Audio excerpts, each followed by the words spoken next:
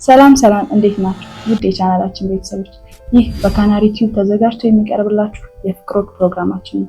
እኔ ሰላም ከተማ እባላለሁ። ዳንኤል ሞገስ። ላይፌ እሱን ማንበብ ሆነ ማለት ነው። ግን አሁን የመጣሽበትን ዓላማ ለሁለተኛ ጊዜ ልትስቺ ነውና ስለ ቤተሰቦችሽ አስበሽ ሀሳብሽን ወደ ራስሽ ለመሰብሰብ አልሞከርሽም? በዛ ቁመቷ ምዝዝ፣ ወገቧ ገባ፣ ዳሌዋ እንደዚህ ብሎ ሳያት እንደዚህ የሆነ ነገር ወራለ። ጊዜውም ረቀቅ ያለ ስለሆነ አይጂ አለ፣ ቴሌግራም አለ፣ ስናፕ አለ፣ ሰዎች በዛ ነው እንትን የሚሉት ብዬ ነው። የጣለችውን ሶፍት ከመሬት አንስቼ የሚልበት ጊዜ ነበር። በዚህ ፕሮግራም ላይ የተለያዩ እንግዶችን እየጋበዝን ስለ ፍቅርና ስለ ትዳር ህይወታቸው እንጨዋወታለን። አይሻት ዋው እግዚአብሔርን በጣም የመጀመሪያ ፍቅር ቢሆን መልስ አላገኘውም ካፈቀርኩት ልጅ ማለት ነው። ከመንፈስ ጋር ነው ግንኙነት እያደረገ ያለው። አዎ በቃ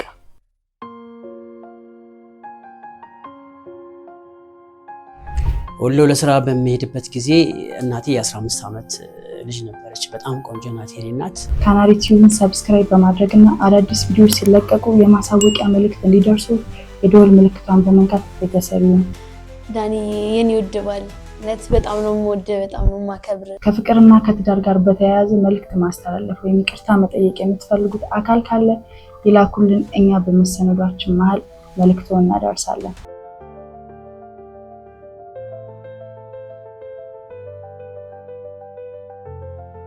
የሆነ ማላቀው ስሜት እየተሰማኝ መጣ።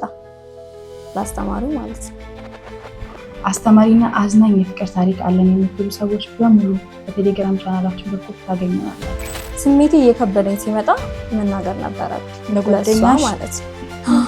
ስሜቴ እየከበደኝ ሲመጣ ነገርኳት። እንደዚህ አንድ ቀን ትምህርት ቤት ቀርቼ አላውቅም፣ ግን አንድ ቀን ተምሬ አላውቅም። እሷን በማየት ነው እና በቃ አንቺ ምንድነው ወደ ቦታሽ ተቀመጪ ምናምን ልላታል። ቀይ ቆንጆ ጠንቃቃ ንጹህ ልጅ ነች። ስንት ክፍል ነበር? 8ኛ ክፍል። በቃ እሱ የተገኘበት ቦታ አልጠፋም። እንዲህ ስለምፈልግ ማለት ነው። በቃ ትኩረት እንዲሰጠኝ ስለፈለኩ ምናልባት ያን ነገር ደግሞ ከኔ ጋር ቢያደርገው ከዛ ሁኔታ ይወጣል ብዬ አሰብኩኝ። እናም በተደጋጋሚ የመጀመሪያ ፍቅር በስንት ዓመት ያዘሽ? የመጀመሪያ ፍቅር 1983 ነው። እዛ ለምን ልደት ብለን አንጠራው ምናምን እስከዛሬ አብረን ስንወጣ አብረን ስንዝናና ምናምን ከመሳም ውጪ ምንም ነገር ተፈጥሮ ያውቅም። በመሀል ነገር አድርጋችሁ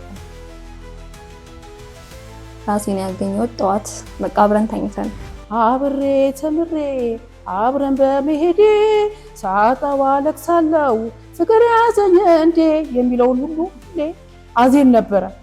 ከዛ በኋላ አላገኛትም፣ አላናገርካትም? እሷን አሁን ምን ላገኛት አልቻልኩም። ጭራሽ ምንም አንድ ደቂቃ እንኳን አውሪኝ። ምንድነው የተፈጠረው? ምንድነው የሰውዬ ለማለት ሰውዬው ራሱ ላወራው ፈለኩኝ። ሳይወጣ ላይ ነው አማርኛ አይሰማም። እንዴት አባቴ አንተ ምናምን አስተርጉም የራሱ ልናገር እንፈል ቀራሱን እንዳጣ እንደ ጭቅላቱን እንደዛተ ሰው ነበር ሲሆን የነበረው በሰዓቱ።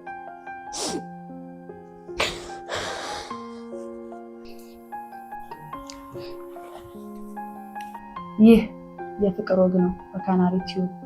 ስለ ፍቅር ብቻ እኔ ቤተልሔም አስማማው ነኝ። አብራችሁን ቆዩ።